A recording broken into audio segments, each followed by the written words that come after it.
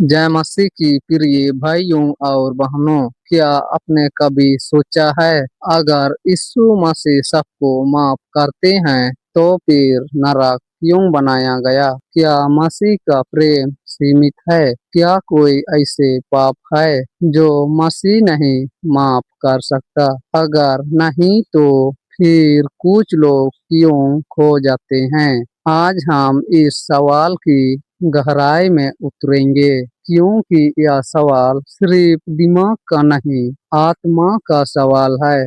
Bible कहती है परमेश्वर प्रेम है, लेकिन बाइबिल यह भी कहती है परमेश्वर न्यायी है। सोचिए, अगर एक जज अदालत में सबको माफ कर दे, चाहे उन्होंने कितना भी बुरा किया हो, तो क्या वह न्याय कहलाएगा? नहीं। प्रेम और न्याय दोनों ही परमेश्वर का स्वभाव का हिस्सा है। यीशु मसीह ने हमारे पापों का कीमत अपने लहू से चुकाई, ताकि जो उस पर विश्वास करें वह नाश ना हो बल्कि अनंत जीवन पाए। लेकिन जो उस प्रेम को ठुकरा देता है वह स्वयं न्याय का रास्ता चुनता है। नरक परमेश्वर का बनाई हुई सजा नहीं, बल्कि इंसान चुनी हुई मंजिल है। परमेश्वर चाहता है कि सब उधार पाए, लेकिन परमेश्वर जबरदस्ती प्रेम नहीं देती। प्रेम हमेशा चुनाव मांगता है। जैसे अगर कोई व्यक्ति रोशनी से मुंह मोड़ ले तो अंधकार अपने आप आ जाता है। नरक अंधकार है उस प्रेम से अलगाव जो मसीह ने हमारे लिए तैयार किया था।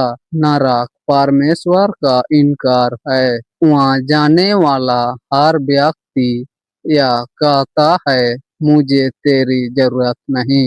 यीशु और जब कोई प्रेम को ठुकराता है तो परिणाम होता है विच्छेद। यीशु ने क्रूस पर लटकते हुए कहा, हे पिता, इन्हें क्षमा कर, क्योंकि ये नहीं जानते कि ये क्या कर रहे हैं। तो दोस्तों, कल्पना कीजिए, जब लोग उन्हें गालियां दे रहे थे, जब कीलें उनकी हाथों में ठोकी जा रही थी, तब भी उन्हें क्षमा की बात की। लेकिन याद रखिए, क्षमा तभी मिलती है जब हम उससे स्वीकार करते हैं। यीशु ने दरवाजा खोल दिया है, लेकिन अंदर आना हम लोग का चुनाव है। जो उस द्वार से नहीं आता वह खुद बाहर आने का निर्णय करता है। एक कहानी सुनिए।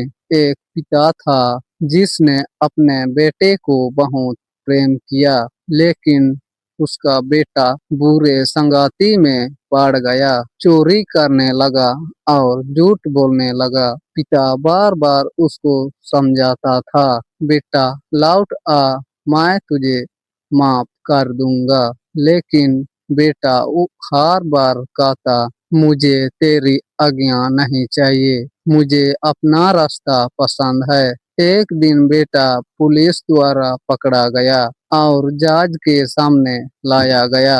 क्या जज अपने बेटे को देखकर बोलेगा, ठीक है, तू मेरा बेटा है, इसलिए सजा नहीं? क्योंकि वह सिर्फ पिता नहीं, न्याय भी है, और वह न्याय नहीं करेगा तो कोई भी उसकी अदालत पर भरोसा नहीं करेगा। उसी तरह परमेश्वर ने भी सभी को चेतावनी दी। व्यवस्था विराम 30 का 19 में लिखा है, देख, मैं आज तुम्हारे सामने जीवन और मृत्यु रखता हूँ। जीवन को चुन। लेकिन जो लोग अंधकार को चुनते हैं, परमेश्वर जबरदस्ती रोशनी नहीं टूटता, और नरक से बचने का रास्ता कर्म नहीं, बल्कि यीशु मसीह में विश्वास। जो कोई उसके नाम पर विश्वास करेगा वह नाश न होगा।